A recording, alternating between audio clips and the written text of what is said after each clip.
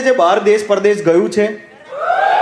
કોઈ એવું છે જેમના બહાર દેશ પરદેશ અમુક અંગત મિત્રો ક્યાં તો ફેમિલી વાળા રહે છે? તો તમને બધાને કદાચ આ વસ્તુ ગમશે, કારણ કે શું છે, આ લખેલી એ લોકો માટે હતી કે જે અમે લોકો જ્યારે ટોર પર ગયા લવારીના શો પર 4 મહિના માટે, ત્યારે ચેક ઇન કાઉન્ટર ઉપર મારી સાથે એક એવી ઘટના થઈ કે જે મને બહુ લાગી ગઈ. અને મને વિચાર એ લોકોનો આવ્યો જે લોકો દેશ છોડીને બહાર ગયા ભણવા માટે, કામ કરવા માટે, એક નવા ને અલગ જીવન માટે. અને હું નવું ને અલગ જીવન કહું છું, સારું જીવન નથી કહેતો, ઇન્ડિયામાં જ છે, બરાબર? એના માટે જ્યારે એ લોકો બહાર ગયા, ત્યારે એ લોકો એ દિવસે જ્યારે ચેક ઇન કાઉન્ટર પર ઊભા હતા અને જ્યારે એમને એ સ્ટેટમેન્ટ જે મેં સાંભળ્યો એ એમને પહેલી વખત સાંભળવા મળ્યો છે, ત્યારે કેટલું દુઃખ થયું હશે. તો એ સતત એ એનઆરઆઈઝ ઉપર, એનર્જી ઉપર, બધા લોકો ઉપર મને વિચાર આવ્યા ને એ લોકો પર એક કવિતા લખી.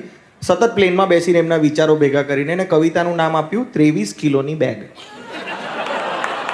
ટાઇટલ ખાલી ફની છે, 23 કિલોની બેગ. 23 કિલોની બેગ. ચેક ઇન કાઉન્ટર પર તમને કહે છે કે આ 23 કિલો અલાઉડ છે એવું. તો પેલો કાઉન્ટર કવિતા જાણે એમ છે, તમારી ઇજાજત છે? હું સીધું શરૂ કરીશ. મારે જે કહેવાનું હતું પહેલા કહી દીધું. હા, પેલો ભૂરિયો મને કાઉન્ટર પરથી એમ કે દેશ છોડીને આવો પણ બેગ ખાલી 23 કિલોની લાવો. દેશ છોડીને આવો પણ બેગ ખાલી 23 કિલોની લાવો. કપડાં ચોપડા વાસણ નાસ્તો બધું વજનમાં આપીને લાવો. મેં કીધું કપડાં ચોપડા તો હું તોય કોઈક રીતે વજનમાં આપીને લાવું, પણ મારી હિંમત, જિજ્ઞાસા અને મારા અનુભવને કયા ત્રાજવે તોલીને લાવું? ભારે આઈટમો તો હજુ ઘેર મૂકીને આવું, પણ મારા હલકા દોસ્તારોની ભારે વાતો હું કયા ત્રાજવે તોલીને લાવું?